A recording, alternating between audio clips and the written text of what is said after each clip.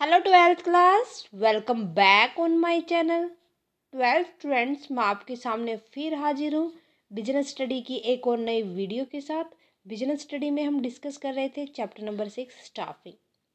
So student, हमने अपनी previous video में रिक्रूटमेंट को समझ लिया था। सो आफ्टर रिक्रूटमेंट आज की क्लास में हम डिस्कस करेंगे सिलेक्शन। होप रिक्रूटमेंट की वीडियो आपने देख ली होगी और अच्छे से समझ आ गई होगी इंटरनल और एक्सटर्नल रिक्रूटमेंट दोनों क्या होते हैं। ओके, सो करते हैं आज की क्लास स्टार्ट बिना टाइम वेस्ट किए हुए विद सिलेक्शन। मीनिंग अगर हम बात करें सिलेक्शन की, तो सिलेक्शन एक ऐसी प्रोसेस होती है जहाँ पर जितने कैंडिडेट ने हमारे को आउटसाइड ऑफ ऑर्गेनाइजेशन रिक्रूटमेंट भेजी थी, उनको हम क्या कर लेंगे, उनको सिलेक्ट करने की प्रोसेस। जो ये सिलेक्शन होता है, इसके अंदर अपनी करंट पोजीशन के लिए या फ्यूचर में अगर हमें कोई भी पोजीशन चाहिए होती है, उसके लिए सूटेबल पर्सन को हम सर्च करते हैं। जो सुटेबल लगेगा उसी को हम यहाँ पर सिलेक्ट कर लेंगे। ठीक है, सो सिलेक्शन क्या होता है, किसी भी एम्प्लॉय को सिलेक्ट करना फॉर अ जॉब, वो हमारा सिलेक्शन कहलाता है। Got it. So selection is the process of choosing from among the candidate from within the organisation और फ्रॉम आउटसाइड। या तो हम क्या करेंगे, अपनी ऑर्गेनाइजेशन से ही चूज करेंगे, किसी भी कैंडिडेट को सिलेक्ट कर लेंगे, या हम उसको आउटसाइड ऑफ द फर्म, जो मैंने इंटरनल रिक्रूटमेंट और एक्सटर्नल रिक्रूटमेंट आपको बताया था, वही सब। Okay, the most suitable person for the current position और the for the future position. या तो हमें करंट में ही चाहिए, या कई बार कोई भी ऑर्गेनाइजेशन क्या सोचती है कि अब ये एक दो एम्प्लॉय ऐसे हैं जो रिटायरमेंट लेंगे। ठीक है, तो उस कंडीशन में हम क्या करेंगे, पहले से ही हम सिलेक्शन करके रख लेंगे। हाँ भाई, ये इतने एम्प्लॉय की और ज़रूरत है, तो हम उनके लिए रिक्रूटमेंट भेज देंगे और फाइनली उनको सिलेक्ट कर लेंगे। ओके, सो प्रोसेस की अगर हम बात करें, तो प्रोसेस के अंदर सबसे पहले प्रिलिमिनरी स्क्रीनिंग होता है, उसके बाद सिलेक्शन टेस्ट होता है, देन एम्प्लॉयमेंट इंटरव्यू होता है, रेफरेंस चेक होता है, सिलेक्शन डिसीजन होता है, मेडिकल एग्ज़ाम होता है, जॉब ऑफर होती है, देन उसके बाद लास्ट हमारा होता है कॉन्ट्रैक्ट ऑफ एम्प्लॉय। कॉन्ट्रैक्ट बनाया जाता है एम्प्लॉय के लिए। ठीक है, सो इस प्रोसेस को एक एक पॉइंट के साथ हम समझते हैं। The successive stage in the selection process are, first is preliminary screening. Preliminary screening के अंदर क्या होता है कि यहाँ पर प्रॉपरली उसकी क्वालिफिकेशन को चेक किया जाता है, किसके द्वारा, स्क्रीनिंग कमेटी के द्वारा। ठीक है, जिन जिन एम्प्लॉयमेंट की आपके पास एप्लीकेशन आई है, उनमें से एक लिस्ट बना ली जाती है, जिसके लिए एम्प्लॉयमेंट को टेस्ट के लिए बुलाया जाएगा। अनसुटेबल को क्या करेंगे, यहाँ पर रिजेक्ट कर देंगे। ठीक है, after application have been received, they are properly checked as regarding qualification etc by screening committee. A list of candidates to be called for employment test made and unsuitable candidates are rejected altogether. ठीक है, suitable होगा उनको क्या कर लेंगे, test के लिए बुला लेंगे, जो अनसुटेबल होगा उनको रिजेक्ट कर देंगे। ठीक है, अब जिनको हमने कॉल किया था, जो सूटेबल कैंडिडेट लगे थे, उनके लिए क्या किया जाएगा, सेकंड प्रोसेस में सिलेक्शन टेस्ट किया जाएगा। ठीक है, इसके अंदर दो चीज़ें इंक्लूड होती है, एक होता है साइकोलॉजिकली टेस्ट, एक होता है एम्प्लॉयमेंट टेस्ट। साइकोलॉजिकल टेस्ट में उसके बिहेवियर, ह्यूमन बिहेवियर के रिलेटेड, या हम कह सकते हैं एप्टीट्यूड और पर्सनैलिटी टेस्ट होता है। और सेकंड एम्प्लॉयमेंट टेस्ट के अंदर जॉब से रिलेटेड उससे क्वेश्चन पूछे जाते हैं। Okay, psychologically test which are based on assumption that human behavior at work can be predicted by given various test, like aptitude test होगा उसका, personality test होगा। देन उसके बाद सेकंड नंबर पे आएगा employment test for judging the applicant suitability for job. क्या वो उस जॉब के लिए सुटेबल है या नहीं है, उसको उस जॉब के बारे में कितनी नॉलेज है। नेक्स्ट आते हैं एम्प्लॉयमेंट इंटरव्यू। भाई टेस्ट में भी जो बंदे पास हुए हैं, जो कैंडिडेट पास हुए हैं, उनके लिए एक एम्प्लॉयमेंट इंटरव्यू रखा जाता है।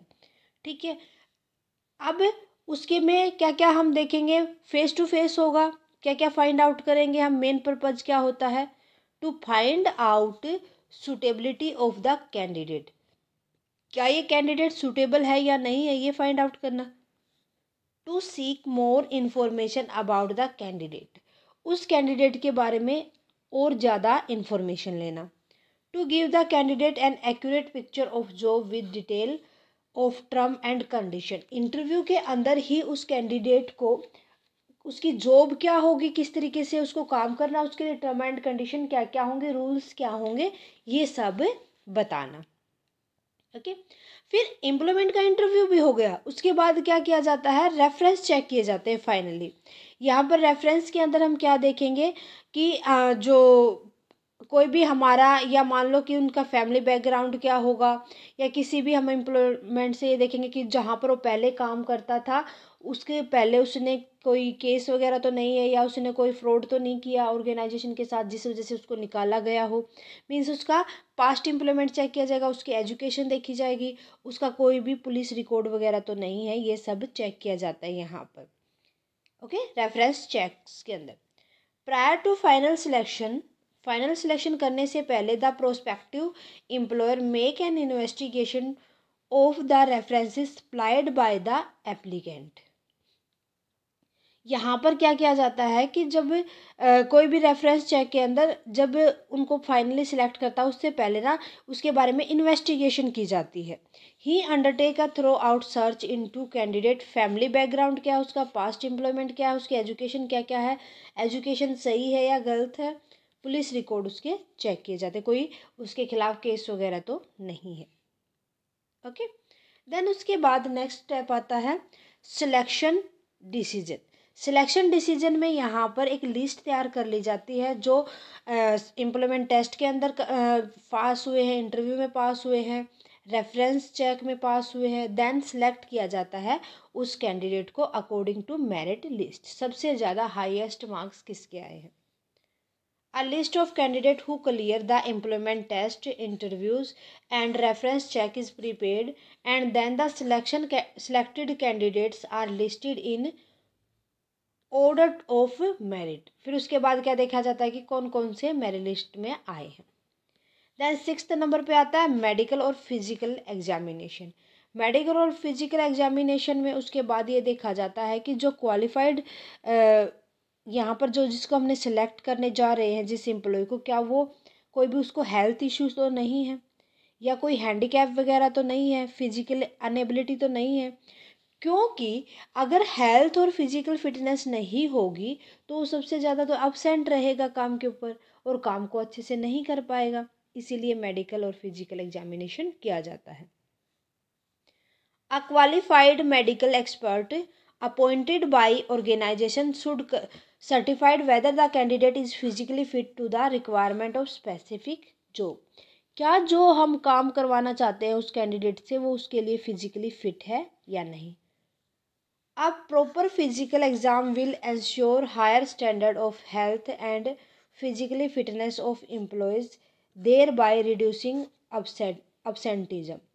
अब ताकि वो हेल्थ और प्रॉपर होगी, फिजिकली वो फिट होगा तो उस कंडीशन में वो एब्सेंटिज्म की कंडीशन उसको मतलब एब्सेंटिज्म वो रिड्यूस कर देगा, कम करेगा, प्रॉपर काम पे आएगा टाइम टू टाइम। नेक्स्ट आता है उसके बाद जॉब ऑफर। जॉब ऑफर ये सेकंड लास्ट पार्ट माना जाता है कि उसको बंदे को ना हैंडल करवा दी जॉब, सभी हर्डल से उसका सिलेक्शन हो गए, सारी प्रोसीजर उसने फुलफ़िल की है। उसके बाद क्या करते हैं, उसको अपॉइंटमेंट लेटर दे देते हैं। After a candidate has cleared all hurdles in the selection procedure he is formally appointed by issuing him an appointment letter. The board term and condition pay scale are integral part of appointment letter. जो appointment letter हमने उसको दिया है employment को, तो उसके अंदर सारी जॉब से रिलेटेड टर्म एंड कंडीशन होती है, पे स्केल क्या होगा वो उसके अंदर सब कुछ मेंशन होता है। फाइनली हमने बंदे को जॉब पे लगा दिया, अब क्या करेंगे, उसके लिए कॉन्ट्रैक्ट तैयार कर देंगे।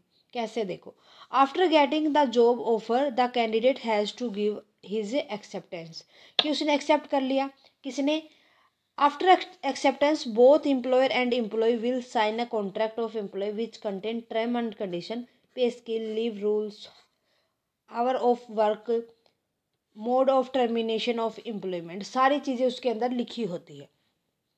ठीक है, कि आप किस टाइम पर लीव लोगे, किस टाइम पर आप टर्मिनेट होगे, कितने घंटे आपको काम करना होगा, पे स्केल क्या मिलेगा, क्या टर्म एंड कंडीशन होगी, ये सारे के सारा एक कॉन्ट्रैक्ट तैयार करके दिया जाता है जब उसको अपॉइंट कर लिया जाता है उसके बाद। ठीक है, देन उसके बाद देखो एक एग्जाम्पल से समझते हैं। Nishant want to set a unit in rural area where people have very few job opportunity and labour is available at a low cost.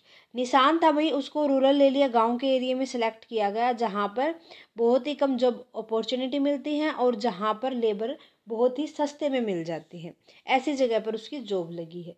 तो उसके लिए क्या क्या होगा, for this he want for different head for sales account purchase and production. वो क्या चाहता था कि अलग अलग उसको हेड मिले, सेल डिपार्टमेंट अलग हो, अकाउंट डिपार्टमेंट अलग हो, परचेज डिपार्टमेंट अलग हो एंड प्रोडक्शन डिपार्टमेंट अलग हो। He gave an advertisement and short listed some candidate after conducting selection test. उन्होंने क्या किया, जब उन्होंने बंदे को सिलेक्ट कर लिया ना किसी भी एम्प्लॉय को, तो उसके बाद एडवर्टाइजमेंट दी और उसके बाद ही शॉर्ट लिस्ट तैयार की गई। इसके अंदर क्या क्या पॉइंट कंसीडर करके चलेंगे, identify and state the next 3 step for choosing best candidate. जो आगे के स्टेप 3 बच गए, मीन्स हमने उनको सिलेक्शन करने के बाद उनका कोई भी मेडिकल टेस्ट लेंगे, उनका इंटरव्यू लेंगे, ये सारे के सारे 3 स्टेप और उसको प्रोसेस आगे करनी होगी। Also identify 2 values which Nishant want to communicate. उसके बाद क्या होगा, ये भी आइडेंटिफाई करके चलना पड़ेगा कि निशांत कैसे कम्युनिकेट उनसे कर सकता है। ठीक है, सो ये सारे के सारे ऑल सिलेक्शन की प्रोसेस के अंदर ही आ जाता है। ओके, सो ये था हमारा selection topic and process of selection. Hope आपको अच्छे से समझ आ गया होगा स्टूडेंट। सिलेक्शन के बाद हमारा नेक्स्ट टॉपिक आता है ट्रेनिंग, जो कि हम नेक्स्ट क्लास के अंदर डिस्कस करेंगे। आज की क्लास में कोई भी डाउट है तो प्लीज़ मुझे कमेंट सेक्शन में लिख दें, साथ के साथ कमेंट करके बताएं आज की क्लास कैसी लगी। क्लास अच्छी लगी तो प्लीज़ लाइक और अदर स्टूडेंट के साथ ज़्यादा से ज़्यादा शेयर करें। अगर आप चैनल पर नए हैं तो फटाफट से साया कॉमर्स क्लासेस को सब्सक्राइब कर लें, बेल आइकन को दबा लें ताकि आने वाले वीडियो की नोटिफिकेशन आपको मिलती रहे।